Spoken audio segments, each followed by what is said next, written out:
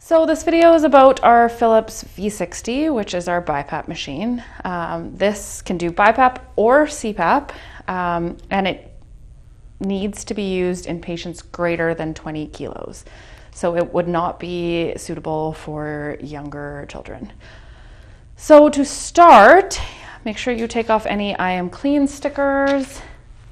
You are going to select a mask for your patient first. So there's generally a few masks in the back. On the mask, it's going to tell you the size. This one's a large.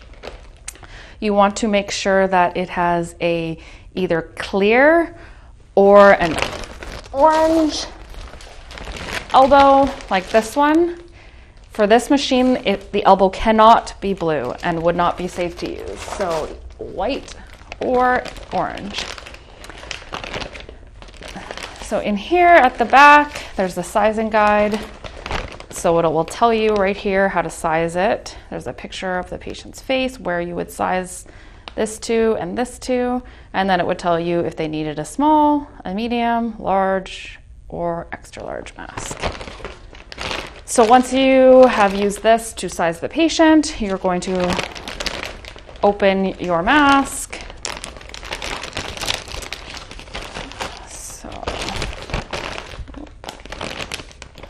There should be a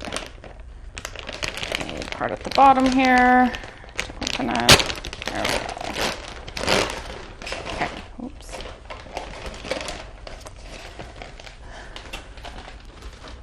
So in here, your mask is going to come like that, or depending on the style. This one has an adjustment piece at the top, and it also has adjustment straps on the side here, top of the head, and as well as the ones that you clip around their face. So here we have the mask, and so it clips on both sides, and you can unclip it, clip it back on. Again, clips on both sides. You can tighten it at the sides here, and you can tighten it at the top, as well as adjust this piece. So it can go closer to the head or further away from the forehead. So once you've had your mask selected, it'll tell you the mask leak on there. So this one is a number 1. So we'll keep that in mind. So we're going to turn on our BiPap. And we're going to go into standby.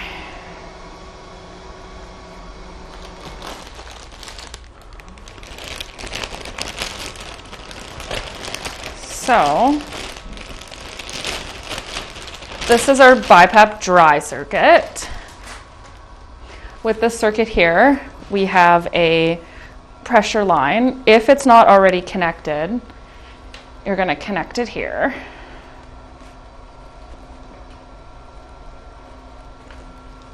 And then it should be connected on this end. This is the exhalation port. It has a filter on it, and this part connects to the mask. So under menu, we're going to go to mask port.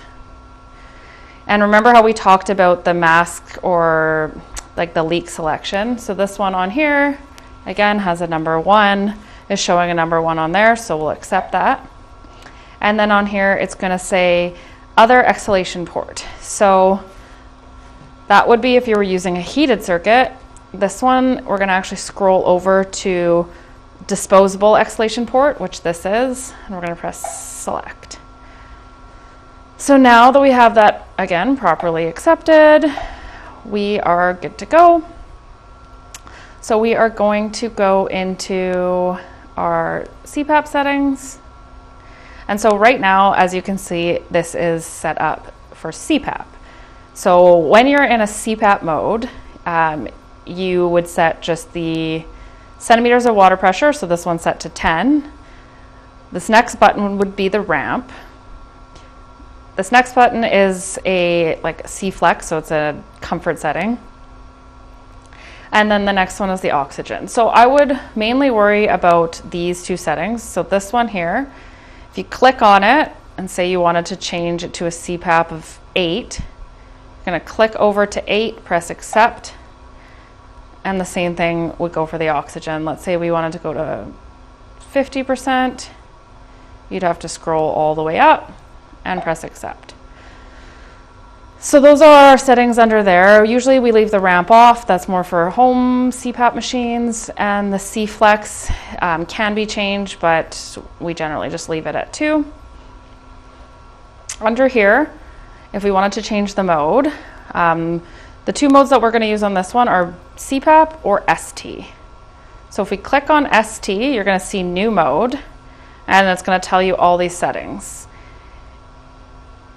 So there's the ST is basically the mode that we're going to use for BiPap. So you'd have to put in your settings that you wanted for BiPap. So let's say 20 for your IPAP, 12, or we can go down to 10, doesn't matter, for your EPAP. Those will be your settings. This rate is actually a backup rate.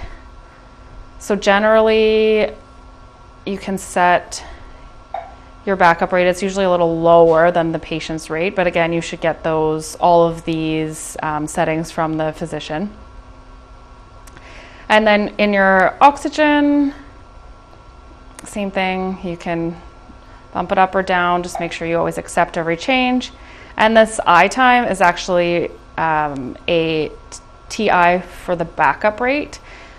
And so the backup rate on BiPap won't kick in until, if the patient's breathing spontaneously and they're taking over 12 breaths, it won't do anything. It's just a backup rate in case they're not. This time that you see here, there's a good graph. It's a rise time, so it basically just says how fast the breath is going in. Usually this is about at 3, which is in the middle of the road. The only time we usually change this slower or higher, so slower would be 5, faster would be 1, would be if a patient was super air hungry, we might change it to 1. Or if it was, they were having a lot of trouble getting used to the BiPap and struggling with synchrony, we might change it to 5 just to go in a little slower. And we always leave the ramp to off. So once all the settings are in, you do have to press activate ST mode. So now it's showing that it's the active mode. If you forgot to press that, it's going to go back to the active mode being CPAP. So whenever you have your mode and your settings picked out, there's also alarm settings here. So we usually set these pretty high, but there's always a high rate, a low rate alarm, a high tidal volume, and a low one we usually leave off, a high pressure alarm of 50, low one we leave off, and low ventilation we leave off as well. And then this one we don't touch at all. So on to the next. This is just, again, our screen with modes. The menu is just brightness, loudness, the mask port info, vent info, screen lock. So it's nothing we generally use outside of the initial startup. And then again, the last button there is standby. So when we're ready, we have our active mode, we have our settings, we have our patient on, hooked up like that. Then, then we're gonna press start, and we're gonna start ventilating our patient. And now, so when we want to put it in standby, we're going to click standby. It's going to say disconnect the patient to activate standby, so basically just take them off. It won't go into standby when this mask is on a patient for safety reasons. And then the last thing you need to do is press this button. When you're ready to shut it off, you would just press ventilator shutdown and turn it off. Okay, so we're going to take the sizing chart that we talked about earlier, and we are going to size for a mask. So we're going to put this up to his forehead and his chin. And judging by this, that's lining up just under his lip there. So it would be a large.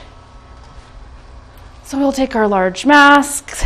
And again, when we're sizing it, we want to put it over their head like that. We're going to put this piece there, hook up one side.